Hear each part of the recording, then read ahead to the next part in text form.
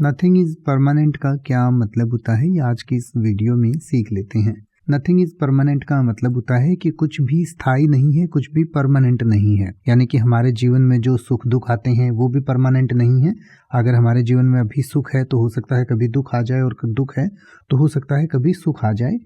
तो इस तरीके से हमारे जीवन में सब कुछ, सारी चीज़ें बदलती रहती हैं, कभी धूप, कभी छाया, कभी गर्मी, कभी सर्दी।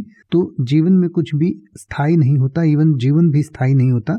यानी कि कभी किसी का जन्म होता है, उसी समय किसी की मृत्यु भी हो रही होती है। तो जन्म और मृत्यु से लेकर सारी जो चीज़ें हैं वो कुछ भी स्थायी नहीं है।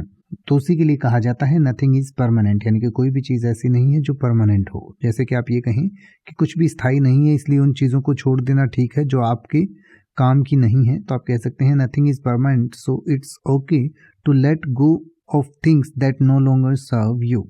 या अगर आप ये कहना चाहें कि याद रखें कुछ भी स्थायी नहीं है, कठिन समय भी अंततः बीत जाएगा, तो आप कह सकते हैं remember nothing is permanent, even tough times will eventually pass. या अगर आप ये कहना चाहें कि चूंकि कुछ भी स्थायी नहीं है, इसलिए हमें अच्छे क्षणों को उनके अंतिम समय तक संजोना चाहिए, तो आप कह सकते हैं since nothing is permanent we should cherish the good moments while they last.